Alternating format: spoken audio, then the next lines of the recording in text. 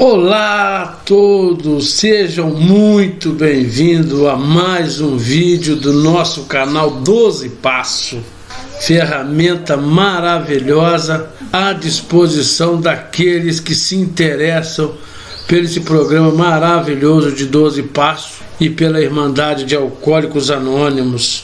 É um prazer enorme ter vocês conosco. Se for possível, se inscrevam no canal, curtam os nossos vídeos, para dar mais visibilidade e para informar ao YouTube que esse vídeo realmente é conteúdo maravilhoso. Com isso, a gente pode estar sendo responsável por salvar mais uma vida, né? Esse é o nosso vídeo de número 1 do terceiro passo.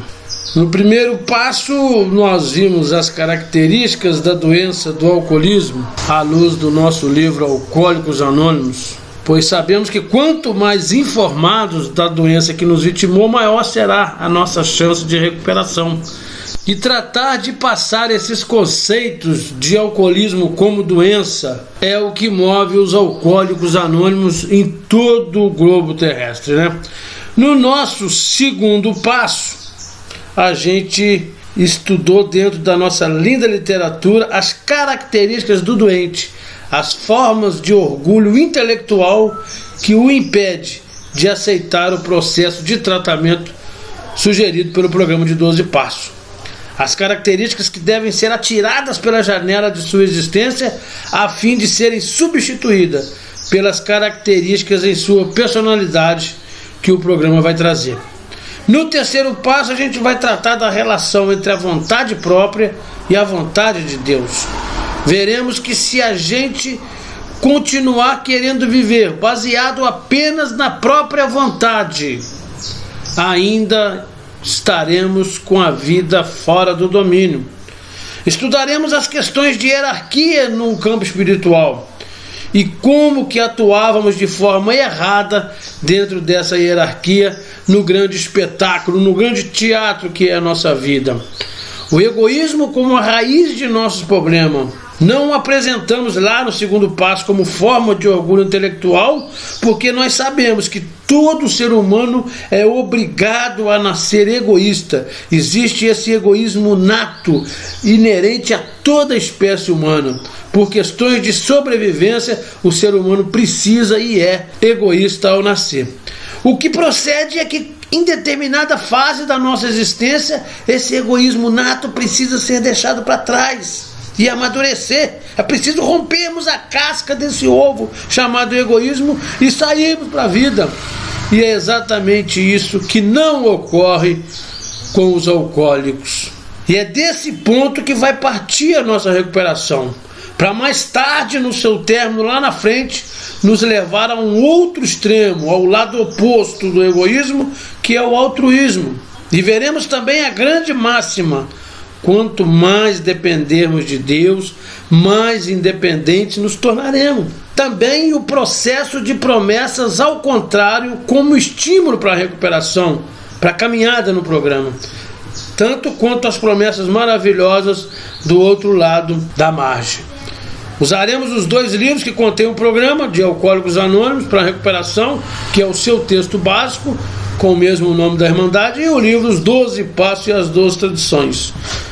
No nosso texto básico, o terceiro passo está exatamente lá na página 89, né? Quando ele fala convencidos disso, estávamos no passo 3, convencidos que éramos alcoólicos, não conseguimos controlar a nossa própria vida, que nenhum poder humano seria capaz de afastar nosso alcoolismo e que Deus poderia e faria se fosse procurado. Então é preciso de aceitar esses dois primeiros passos. Eles pedem aceitação. A maioria dos alcoólicos que chegam até nós, eles não aceitam ser alcoólicos e nem tem informação, muitas das vezes, do que é o alcoolismo.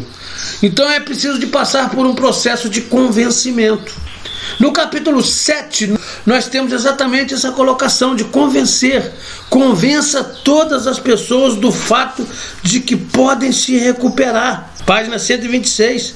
Convença todas as pessoas do fato de que pode se recuperar independentemente de qualquer um. O único requisito é confiar em Deus e limpar sua vida. Aqui na 89, iniciando o terceiro passo, ele fala também que nós somos convencidos e assim podemos passar ao passo 3. Convencidos das duas primeiras propostas. Não é um programa de salto, de pulo, mas é um programa de passo a passo. É preciso de dar um passo após o outro. Não pode saltar passo nenhum, vai faltar lá na frente. Além de falar convencidos lá no capítulo 7, além de falar convencidos aqui na 89, no próprio segundo passo ele começa falando disso, na sua página 29, livro verde. Olha o que fizeram conosco, nos convenceram de que éramos alcoólicos e que nossa vida estava ingovernável. Muito maravilhoso ver essas expressões. Convença todas as pessoas. Olha o que vocês fizeram conosco, nos convenceram. E depois, convencidos disso, chegamos ao passo 3. Mas vamos então ao nosso estudo do terceiro passo, começando na página 89. Como requisito para chegarmos ao passo 3 é preciso de estar convencido dessas 3 máximas já citadas. Convencidos disso, diz lá 89, estávamos no terceiro passo, que significa que decidimos entregar nossa vontade e nossa vida aos cuidados de Deus na forma que o concebíamos. É muito importante entender a ordem do enunciado do passo. Decidimos entregar nossa vontade e depois a nossa vida. A vontade tem que ser entregue primeiro do que a vida. A vida quer dizer o amanhã, o porvir, o futuro, o destino. O meu destino só será como Deus quiser se as minhas vontades forem apresentadas a esse poder superior. Por isso é que primeiro vem a vontade para depois a vida. Eu preciso de colocar Deus no início para que Ele me surpreenda no final. Sem Deus, como eu concebo, não adianta nem tentar sair do lugar. Diz lá, o primeiro requisito é estar convencido de que uma vida guiada pela teimosia dificilmente dará certo. Nessas bases vão estar sempre em choque com algo ou alguém, ainda que os motivos sejam bons. A maioria das pessoas tenta viver movida à autopropulsão. Reagem aos estímulos, às necessidades, às vontades, em vez de agirem. Depois que agem, que vão valorizar o pensamento e vão ver que não valorizaram o pensamento inicial. Questão da autopropulsão. Cada uma delas é como um ator que quer dirigir todo o espetáculo, tentando organizar luz, dança, cenário e os outros atores da sua maneira.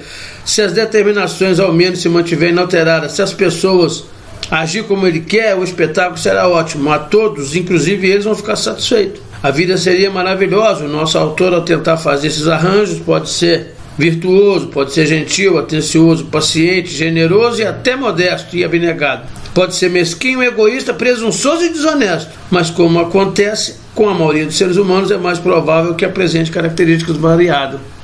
Já no início desse parágrafo da página 90, a gente já vê o erro claro. Diz assim, a maioria de nós é como um ator querendo dirigir. Aí o problema. Ator não dirige nada. Cada um de nós veio nesse mundo para executar um papel na vida, para apresentar um papel. Quem apresenta o papel é o ator. O ator não dirige, quem dirige é o diretor. Então nós estamos fazendo um papel errado na vida. E aí quando essa vida deu errado, a gente culpou as pessoas, culpou as coisas, as circunstâncias que não foram do nosso jeito. E aí começamos a pegar as pirraças, começamos a pegar as birras.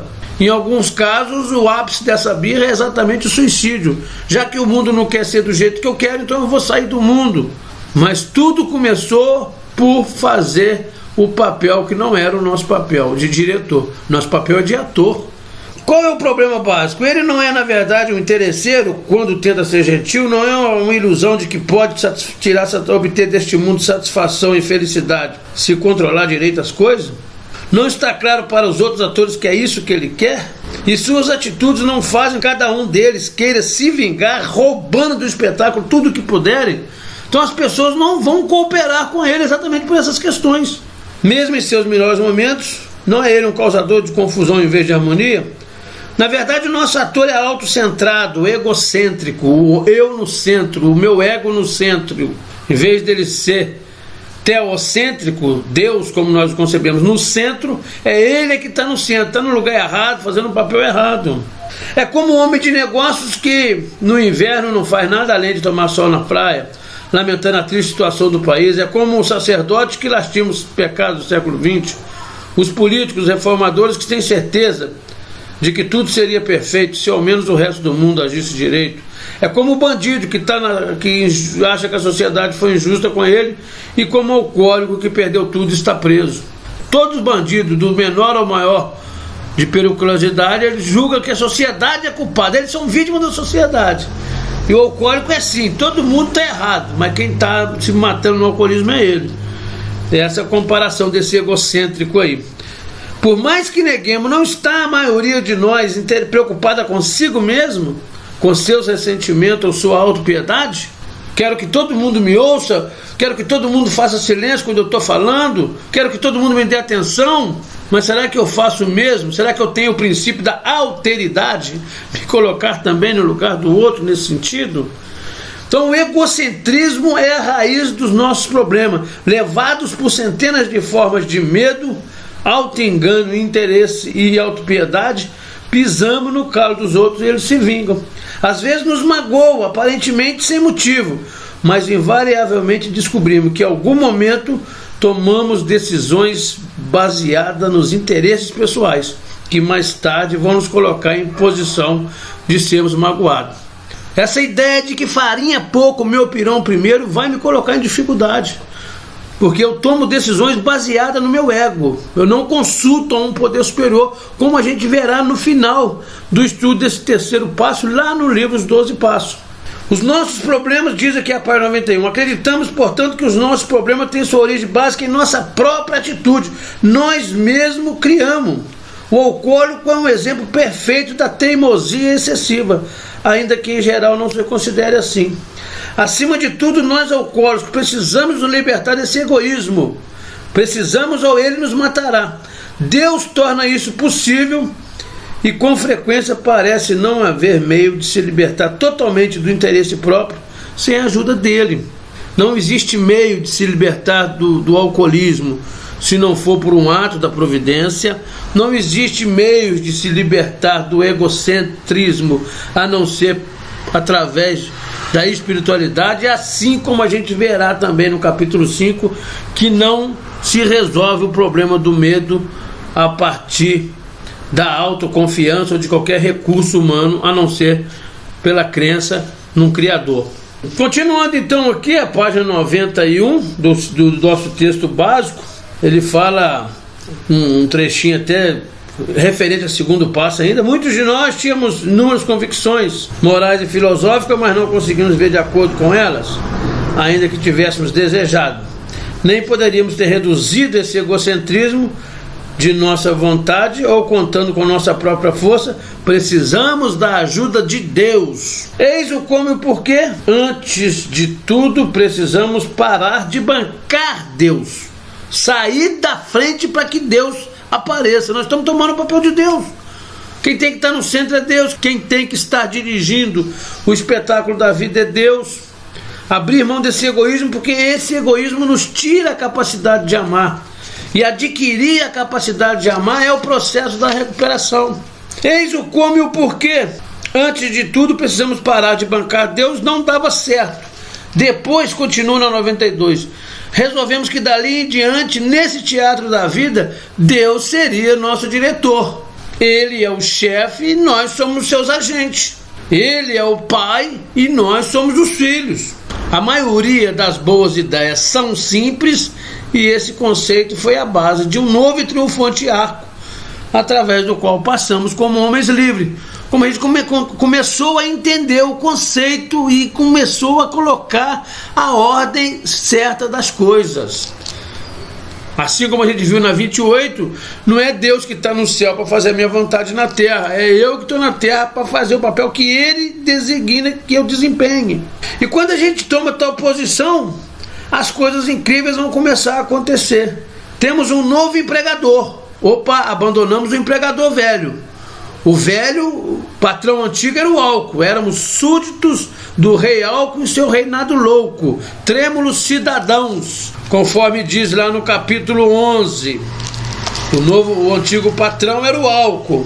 na página 179.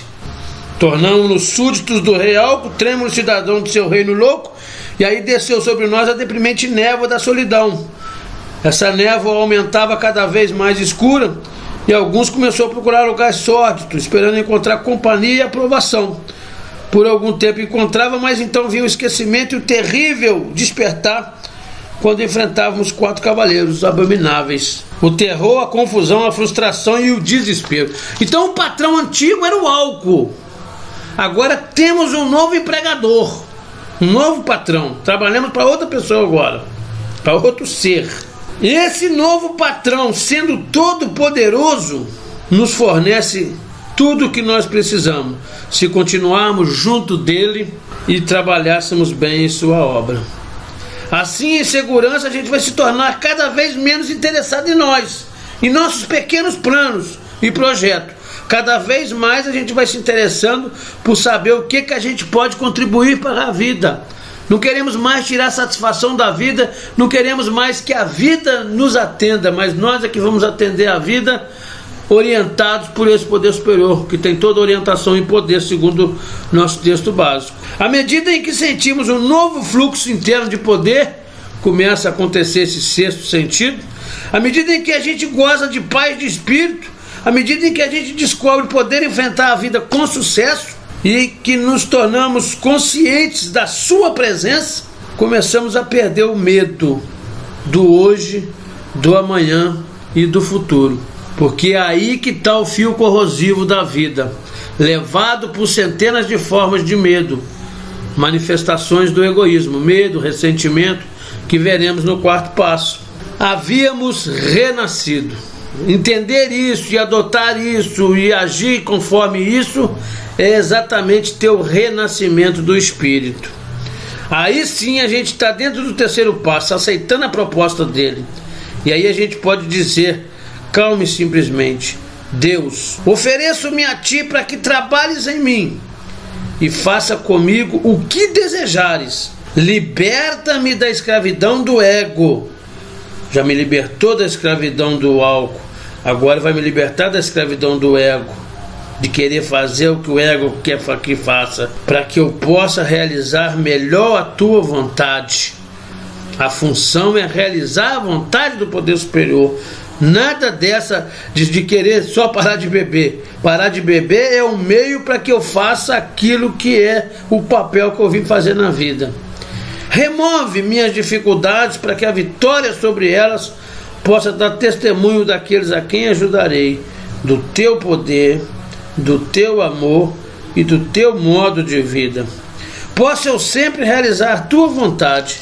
Essa é a oração linda do 3º passo, na página 92. Pensamos bem antes de dar esse passo. Pensamos bem antes de dar esse passo, diz a página 92. Por quê?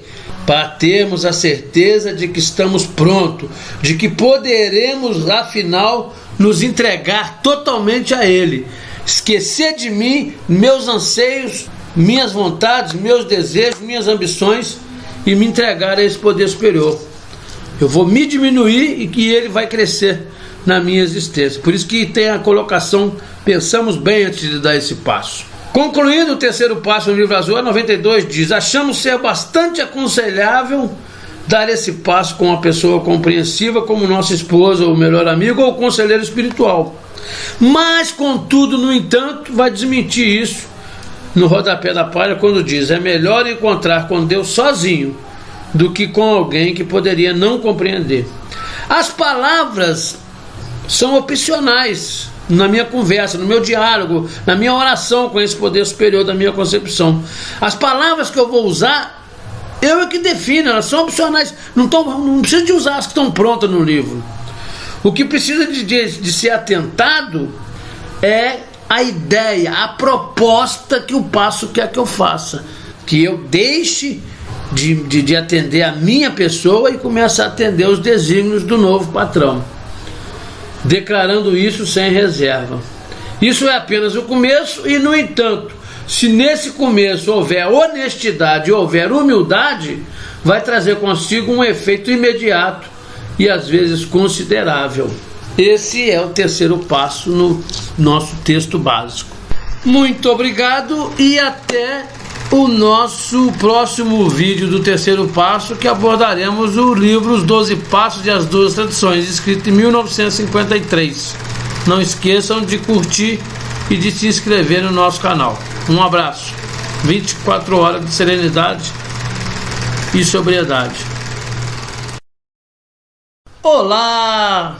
Sejam bem-vindos ao nosso canal de estudo dos 12 Passos Aprofundado. Sugerimos que curtam, que compartilhem e que acionem o sininho da notificação. Assim, além de dar mais visibilidade ao canal, vocês também serão avisados quando um novo vídeo for introduzido aqui no canal. Esse é o nosso vídeo de número 2 do terceiro passo. Nós vamos usar nele o livro Os 12 Passos e as 12 Tradições. Lá no vídeo de número 1 do terceiro passo, nós usamos o livro azul, o texto básico para os Alcoólicos Anônimos, onde a gente viu 4 citações da expressão que sugere que os alcoólicos se convençam dos 2 primeiros passos como requisitos para chegar a esse terceiro. Sem pular etapa, é claro, né?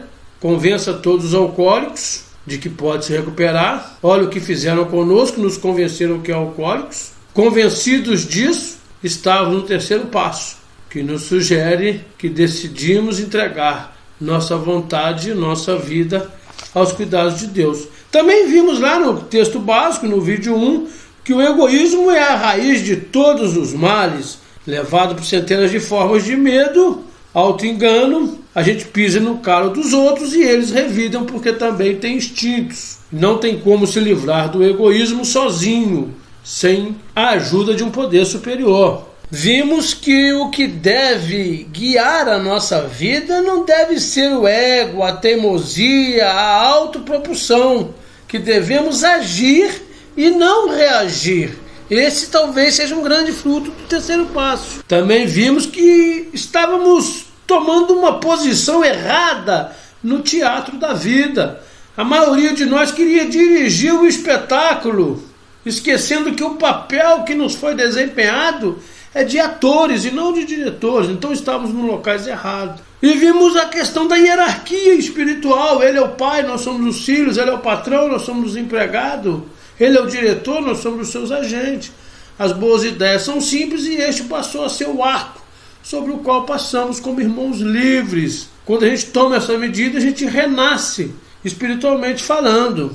Agora a gente vai entrar no livro Os 12 Passos e as 12 Tradições. Aqui nós vamos abordar os seguintes tópicos: a vontade própria versus a vontade de Deus, a máxima: quanto mais dependentes de Deus, mais independentes nos tornaremos como seres humanos. As promessas, ao contrário. O terceiro passo, como a entrada no programa e, consequentemente, a saída do programa.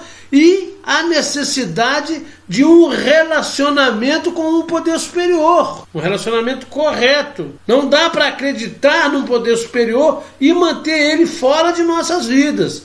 A função do programa é fazer com que ele entre. E o terceiro passo é a primeira tentativa de alcançar isto. Pois a filosofia da autossuficiência, que a gente viu lá no passo 2, ela não dá fruto, ela não dá resultado. E se relacionar de forma correta com esse poder superior é requisito essencial para que tenhamos a sanidade devolvida. Essa foi a promessa do passo 2, seguida dessa condição. Recordamos que na página 28 está escrito no seu finalzinho: a verdadeira humildade e a mente aberta poderão nos conduzir à fé. E toda reunião de alcoólicos anônimos é uma segurança de que Deus nos levará de volta à sanidade, se soubermos nos relacionar com Ele. Veremos a nossa impotência perante a nossa vontade, e muito óbvio, e que nos esquecemos muitas vezes, que também somos impotentes perante a vontade do outro. E veremos também as ações práticas na aplicação desse terceiro passo. Ele começa na página 29, né? No livro verde, Os 12 Passos e as 12 Tradições. Como a gente sabe, 12 passos significam um caminho, é um caminhar, é dar passo significa caminhar. Quando a gente está viajando, quando a gente está indo por algum caminho e pega uma encruzilhada, um entroncamento, uma bifurcação, obviamente essa bifurcação ela também tem uma placa dizendo para onde aquele caminho vai nos conduzir. Hoje na programação a gente não está caminhando mais para algo que a gente não sabe onde está indo. E esse terceiro passo dessa página 29 ele diz exatamente isso, que é como se descortinasse uma porta e assim que essa porta se descortinasse a gente vai ver o caminho. Por isso que a gente chama ele também de entrada no programa. A porta se abre agora. E quando a porta se abre, a gente vai ver o caminho. Ao lado do caminho, eis uma placa com a seguinte inscrição: eis o caminho que nos levará à fé que realmente funciona. E fazendo referência a essa página 29, a gente vai ver lá no 12º passo que ela se refere a esse caminho. Exatamente na página 95. Onde diz na sua 4ª linha: um novo caminho lhe foi indicado, conduzindo a um lugar determinado, onde a vida não é um beco sem saída, nem algo a ser suportado ou dominado. Então a página 95, ela faz referência à página 29. Quando é que esse novo caminho nos foi indicado, citado no 95? Lá na 29, lá no 3º passo. E ainda falando sobre essas duas páginas e a referência de uma com a outra, a página 29, ela traz o enunciado do passo, que diz: decidimos entregar nossa vontade e nossa vida aos cuidados de Deus na forma que o concebíamos. A vontade vem em primeiro lugar, porque eu preciso primeiro entregar a minha vontade para que a minha vida seja realmente de acordo com o que Deus quer para mim. Porque a vida, nesse 3º passo, não significa vida ao contrário de morte, mas significa vida como algo para onde eu estou indo, o meu futuro, o meu destino. Ora, se a página 95, que faz referência a 29, também não diz isso quando diz sobre o 3º passo. Ela diz lá embaixo: no 3º passo, entregamos nossa vontade e nosso destino aos cuidados de Deus na forma em que o concebíamos. Então ele troca a palavra vida na página 95, ao se referir ao 3º passo, pela palavra destino, para exatamente mostrar que é isso que quer dizer. O amanhã, o meu futuro, o porvir, eu vou entregar ele nas mãos de Deus, mas primeiro eu preciso entregar a minha vontade. E é até interessante substituir a palavra entregar pela palavra apresentar, que também cabe na tradução. Decidimos apresentar a nossa vontade. Apresenta a Ele a nossa vontade, os nossos desejos, os nossos desígnios, as nossas intenções, os nossos projetos e assim também o nosso futuro. Uma coisa vai vir consequente da outra. Por isso que a ordem dos fatores aqui implica realmente na alteração do resultado. Para abrir essa porta, existe apenas uma só chave, que é a boa vontade. Nessa fase da programação, o programa não nos pede força de vontade. Força de vontade, nessa fase, é até um empecilho. Porque se eu estou indo na direção errada de uma estrada, quanto mais força eu fizer, mais errado eu vou estar. Aqui o que eu preciso é boa vontade. Por isso que ele diz: existe apenas uma só chave, e se chama boa vontade. Uma vez introduzida a chave da boa vontade, a porta se abre quase que sozinha. E vamos refletir um pouco o que será essa porta. Se fala muita coisa, respeitamos tudo que se fala, mas estamos aqui expondo, jamais impondo a nossa opinião. Porta, muitos falam que é a porta da mente. Não, a mente se abre no 2º passo, mente aberta é o 2º passo. A porta é algo que simboliza um obstáculo. A porta é algo que faz separação, ou que demonstra um impedimento. Estamos num ponto e a porta fechada nos impede de chegar a um ponto seguinte. Quando a porta se abre, a gente vai ver o caminho pelo qual a gente vai trafegar. Esse caminho após a porta simboliza a recuperação. Antes da porta não há recuperação. Há muita gente que aceita as questões de 1º passo, até aceita as questões de 2º passo, a ideia da fé, a crença, mas que continuam bebendo. Por isso que diz que eles requerem apenas aceitação. E a partir do terceiro passo vai vir uma ação, que somente através da ação é que a gente vai interromper a vontade própria, que sempre atrapalhou a vontade de Deus. Então, ao ultrapassar essa porta, eu começo a recuperação. A porta faz separação entre a doença e a recuperação. Isso é que quer dizer essa porta, no meu entendimento. Também ainda nessa página 29 do terceiro passo, ele nos diz que para não dizer que a nossa vontade própria não serve de nada, ela serve para impedir a vontade de Deus, ou se preferir, de um poder superior em nossas vidas. A vontade própria é algo que nós não sabemos dirigir, nós não sabemos conduzir a vontade própria. E ela sempre nos coloca em rota de colisão, num caminho de recaída. Quanto mais eu entrego a minha vontade e a minha vida aos cuidados de Deus, mais eficaz eu serei no processo de recuperação. E quanto menos eu fizer isso, menos eficaz eu serei no processo de recuperação. Tá vendo como que o processo de recuperação, e esse é o passo-chave, ele diz lá no rodapé da 29, a eficácia de todo o programa de Alcoólicos Anônimos dependerá de quão bem e sinceramente eu tenha tentado chegar a essa decisão de entregar a minha vontade e a minha vida aos cuidados de Deus. Na página 30 dos 12 passos, lembrando que utilizamos a edição de capa verde, diz que para o neófito ao programa, que ainda está preso e praticando as coisas do mundo, ele pode achar difícil a proposta do passo 3. Até porque muitos param de beber para retomar a vontade própria que o álcool os tirou. Para conseguir de novo fazer tudo aquilo que gostam, que têm desejo, que têm vontade, mas que não faziam mais porque o álcool tirou. Então eu paro de beber para fazer a minha vontade. Esse é o propósito egoístico. Mas o propósito do programa é que eu pare de beber e faça a vontade de um poder superior a mim. A chave que abre essa porta é a boa vontade, diz a página 30. Boa vontade é essa que é a disposição no sentido espiritual, tão citada em toda a programação. Já a chave que fecha a porta, que interrompe o processo de recuperação, é o egoísmo.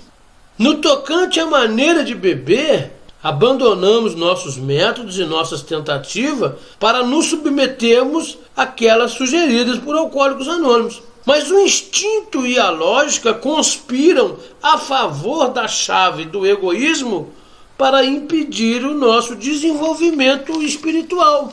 E a extrema dependência de Deus que nos leva a essa independência do espírito. Assim como entregamos as questões físicas da doença aos cuidados da Irmandade de Alcoólicos Anônimos, também o devemos fazer sobre as questões espirituais. Pois é aí que reside a esperança de nós alcoólicos, adquirir e manter-nos em boas condições espirituais. E a aceitação de dependência de um ser espiritual fora de nós é o que vai dar início a essa aquisição desse estado espiritual imprescindível para que o processo tenha êxito. Para amenizar a resistência a essa dependência, devemos prestar atenção o quanto somos dependentes na vida cotidiana. Não se vive sem ter uma dependência de uma série de outros seres da mesma espécie do que nós. Ao contrário dos outros animais, que sobrevivem perfeitamente isolados de seus pares. Nós não. Nós necessitamos demais, dependemos demais de outras pessoas para suprir as nossas necessidades básicas, as nossas necessidades simples e até mesmo nossas necessidades desesperadoras, como diz a página 31. A maioria de nós não planta café, não beneficia café, não vende café, não transporta café e quase todas as reuniões de ar são regadas a muito e deliciosos cafezinhos. Olha de quantas pessoas dependemos. Ao abrirmos a torneira de nossa casa para receber água potável, dependemos de uma série de pessoas. que trabalharam para tratar aquela água, para manter a ligação daquela água perfeita, para que nada viesse suprir o fornecimento. O mesmo acontece com a energia elétrica. Tem alguém cuidando da manutenção da rede, alguém cuidando das subestações, dos transformadores, das usinas de fogo. Então é uma gama de pessoas que estão ali exatamente para satisfazer nossas vontades a nível cotidiano. Mas no nível emocional, no nível espiritual, muitos de nós querem atuar na base da autossuficiência. Nesse campo, eu penso que eu mesmo me basto, que é o significado da autossuficiência. E, no entanto, a página 32, ela pede que eu faça uma avaliação dos resultados por agir, baseado na autossuficiência, baseado apenas na minha inteligência, que é justamente a questão abordada também no livro azul, de se colocar no papel de Deus, de dono do meu destino e de dono das minhas vontades. Isso me leva a expectativas, e expectativas geralmente nos levam ao fracasso, ao desequilíbrio emocional. Então diz a página 32, se sua imagem no espelho for demasiadamente horrível para se contemplar, e entre parênteses, e geralmente poderia começar por observar os resultados que as pessoas normais estão conseguindo com a autossuficiência. As pessoas estão cheias de ódio, cheias de medo, e a sociedade vai se fragmentando em pedaços. É uma pizza toda a sociedade se fragmentando em pedaços, e cada pedaço dizendo ao outro pedaço que eles estão certos e os outros estão errados, partindo para as questões de relativismo e de etnocentrismo. Até a nível de grupo, a gente vê como que grupos belicosos estão se combatendo, promovendo com isso menos paz e menos fraternidade do que antes. Por quê? Porque a filosofia da autossuficiência não está dando fruto e não dá fruto. Nós vimos isso lá nas características do doente no passo 2. Nossa autossuficiência, sem a suficiência divina, não é autossuficiência, é deficiência. Recordando um trecho do capítulo 4 nos agnósticos, que cabe muito bem aqui, nessa observação da 32. A autossuficiência, continua a 32 aqui, ela é uma avalanche esmagadora cuja realização final é a ruína. É aquela questão do ego, de nos levar a lugares tão altos, mas nos deixando lá sozinhos. É isso que acontece. Vamos ficar isolados. E isolados a gente não vai ter suprido nem as necessidades básicas, simples, e muito menos as desesperadoras. Está vendo como que as questões espirituais podem influir nas questões simples no campo cotidiano? Muito rico e muito sábio esse nosso terceiro passo. Mas, como após a embriaguez veio a sobriedade, após a tempestade vem a bonança. A tempestade da vontade própria, simbolizada pela avalanche, citado na 32, fez de nós afortunados. Aquilo que não nos destruiu, nos fortaleceu. Porque nós aprendemos com os erros. As circunstâncias que nós chegamos devido a essa condição, nos persuadiu, nos convenceu a procurar uma solução melhor. Foi a circunstância. Ainda impelido pelo álcool, viemos parar no AA. Impelidos pela avalanche da vontade própria, chegamos ao programa de AA. Diz a página 32. Cada um de nós passou pelo encontro quase fatal com a avalanche da própria vontade e, sob seu peso, sofreu o suficiente para se dispor a procurar uma solução melhor. Dessa forma, mais pela circunstância do que por qualquer virtude, viemos parar em AA. Admitimos a nossa derrota, primeiro passo, adquirimos os rudimentos da fé, segundo passo, e agora aqui a gente está querendo tomar essa decisão de entregar, de apresentar, de falar para Deus nossa vontade, nossos planos, nossos projetos e a nossa vida futura aos cuidados dele. Nós sabemos que existem formas erradas de dependência emocional, pessoas que vivem usando outras de muleta, geralmente alguém da família, alguém próximo, como a mãe, às vezes até alguma esposa, como no caso de alguns alcoólicos, citado até lá no 12º passo, que a esposa passa a ser mãe de um garoto, de um alcoólico transviado, diz lá, né, no 12º passo. Então existem formas erradas de dependência emocional. A gente precisa de se libertar dessa dependência emocional. Procurar a verdadeira dependência que não produz nada negativo ou pernicioso, que é a dependência de um grupo de AA ou de um poder superior. E essa filosofia de AA, de depender de um poder superior, desde a vontade, do nascedouro, daquilo que é o plantio, até a colheita, que é o futuro, que é o porvir, passou por um teste decisivo, diz a 33. Membros de AA foram para a Segunda Guerra Mundial. E lá eles enfrentaram a monotonia, enfrentaram a miséria, até a morte entre eles. E segundo a página 33, esse processo que o AA os ensinaram de dependência fez com que eles tivessem menos recaídas alcoólicas e menos bebedeira seca do que estavam dentro de casa, na zona de conforto. Tiveram tanta resistência e valentia quanto qualquer outro soldado. Tanto no Alasca como na praia de Salerno, a dependência de um poder superior funcionou. E longe de ser uma fraqueza, algo piegas, como diz o capítulo 4, demonstrou ser, paradoxalmente, a maior fonte de força. Porque Deus é a melhor fonte de estabilidade que se possa conhecer. Quando a gente depende realmente desse poder superior, fica fácil não bancar o próprio Deus diante de outro ser humano. E nem vamos sentir a necessidade de nos apoiar totalmente na proteção e no cuidado de outro ser humano. Essa referência é a página 103, que vai fazer referência a isso. Agora a gente está ancorado na maior fonte de força, que é o poder superior. Continuando aqui na página 33, ele vai falar agora das promessas ao contrário. Assim como a gente viu a promessa ao contrário lá no segundo passo também, no capítulo 4 do livro Alcoólicos Anônimos, a gente viu as promessas ao contrário, na página 81. Agora na 33 também ele vai mostrar as promessas ao contrário. Ele vai mostrar o sofrimento que a pessoa fica. E às vezes a pessoa vai sofrer mais agora do que até quando bebia. Porque quando ela bebia, ela usava o álcool para anestesiar. Agora ela tirou o álcool, que era anestesia. Ela ficou só com a dor, só com o sofrimento. E qual que é esse sofrimento? Exatamente esse sofrimento que trouxe ela para dentro de Alcoólicos Anônimos. Porque se ela estivesse bebendo sem estar sofrendo, ela não seria impelida para as portas de AA. Mas ela veio exatamente por causa das consequências. A gente admite a derrota perante o álcool e todas as suas consequências, que é exatamente essas promessas ao contrário, ditas nas 33. Vamos vê-las. Bom, nosso amigo agora deve ter se convencido de que tem problemas que não são álcool e que alguns deles se recusam a ser solucionados, apesar da máxima determinação e coragem que ele possa reunir. Esses problemas não desaparecem num passo de mágica.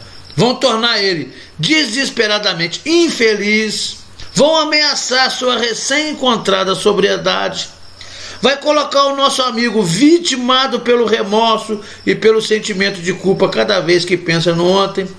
A amargura vai dominá-lo quando ele vai resmungar sobre aqueles que ele continua invejando e odiando.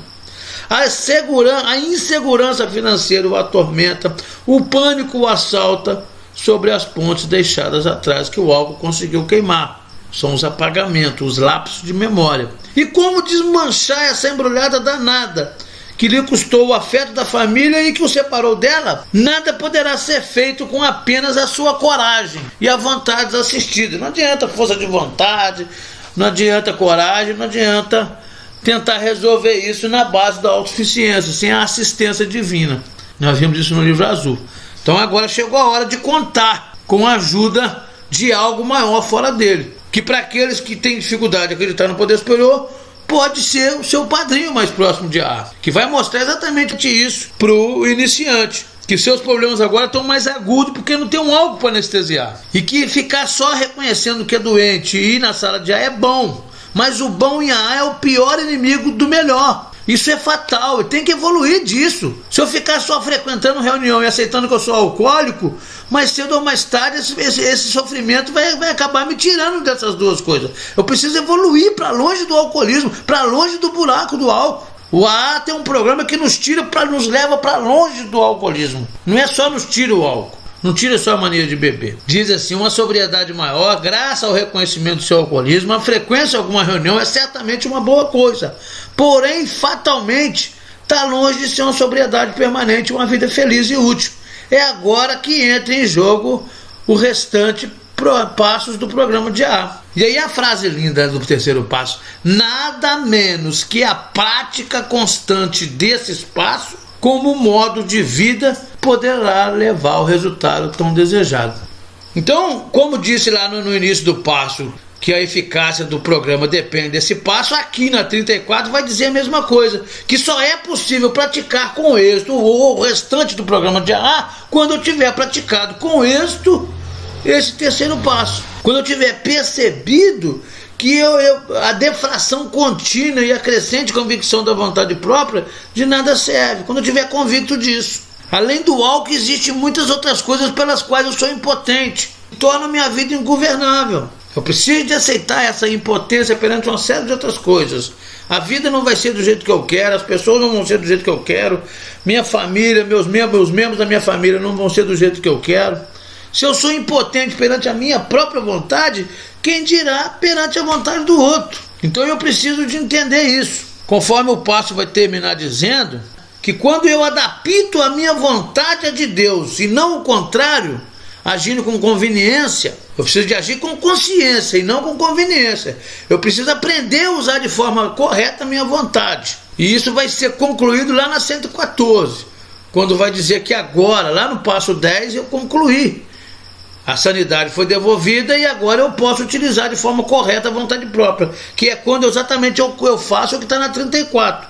É quando a gente tenta adaptar a nossa vontade à de Deus que a gente começa a usá-la corretamente. E isso é a revelação maravilhosa, quando a gente passa a contar com essa ajuda maravilhosa de um poder superior em nossas vidas. Como eu disse antes, desde do plantio até a colheita. O plantio é a minha vontade hoje, a colheita é o meu futuro. Mais uma vez eu repito, por isso é que faz diferença. Primeiro eu tenho que entregar a vontade, que é o plantio, e a vida é a colheita. Então isso foi uma revelação maravilhosa. Todo o nosso problema resultou do abuso da vontade própria. Fazíamos para depois pensar. Em vez de pensar para agir, não, a gente agia para depois pensar. Abusamos da vontade própria. Tentamos atacar o nosso problema com ela ainda. Ficou mais errado ainda. Jogamos mais álcool para apagar o fogo. A vontade própria causou problema e tentamos usar a vontade própria para resolver o problema. Assim nós estávamos jogando álcool para apagar o fogo. Agora a gente percebe, à luz desse terceiro passo, à luz do que o A nos ensina, que a gente precisa de modificar a nossa vontade, para que essa vontade esteja de acordo com a vontade de Deus para nós. E a função dos 12 passos é tornar isso cada vez mais possível. E esse é aquele passo que abre a porta, que dá o início, que apresenta a ferramenta. E uma vez que a gente concorda com essas ideias, diz a página 35, é fácil iniciar a prática desse terceiro passo. Toda vez que aparecer um momento de indecisão, e a vida é feita de decisões, a vida é feita de decisões e tem decisões que valem a vida. Então a todo momento a gente se vê encruzilhada em opções, em oportunidades, em decisões, em escolhas. E toda vez que a gente tiver, ou seja, quase todo o tempo, envolvido em escolhas, toda vez que a gente tiver num distúrbio emocional, a gente precisa de fazer uma pausa para acalmar as emoções tempestuosas. Não podemos agir quando tivermos exatamente na tempestade emocional, porque falta oxigênio no cérebro e a gente não consegue ouvir, a passagem da luz não vai chegar. A gente vai ver isso logo em seguida no próximo vídeo, que é o primeiro do quarto passo. Por isso que ele diz que devemos fazer uma pausa e pedir silêncio.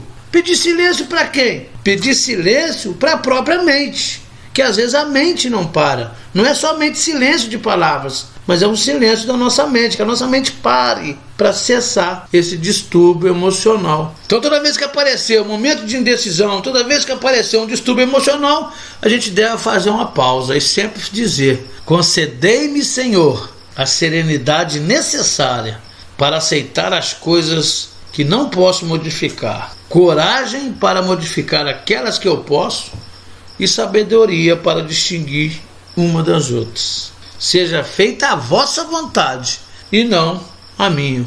E assim termina o terceiro passo, essa decisão importante de deixar que um poder superior venha reinar sobre a minha vontade e reinar sobre a minha vida. E a partir do próximo processo de Ahá, que vai do 4º ao 9º, eu vou exatamente tentar descobrir e eliminar tudo aquilo que impede eu concluir essa proposta do terceiro passo. A conclusão do terceiro passo ela vai depender da remoção dos fatores que impedem ele ser algo real na minha existência. E assim que eu remover isso, descobrir o que é isso, os obstáculos, e remover os obstáculos, eu vou viver o ápice desse terceiro passo lá no 11º passo. Que aqui foi a primeira tentativa de melhorar meu relacionamento com ele. E o passo 11, em outras palavras, será o terceiro passo na sua plenitude, a realização dele. Então daqui até lá tem uma viagem para ser concluída. Aqui é um processo, aqui é a ideia, e a conclusão dessa ideia também virá lá no passo 11. Muito obrigado, curtem o canal, apertem o sininho para serem sempre informados da criação de novos vídeos e se inscrevam no canal. Em breve a gente tem um projeto, talvez de fazer algum trabalho dentro do canal, que só vai poder participar exatamente os inscritos, para respeitar o princípio do anonimato e evitar aquelas pessoas que possam vir só para hackear, só para causar, né, aquele tumulto que a gente tem visto aí em outras plataformas. 24 horas e muitas sobriedades a todos.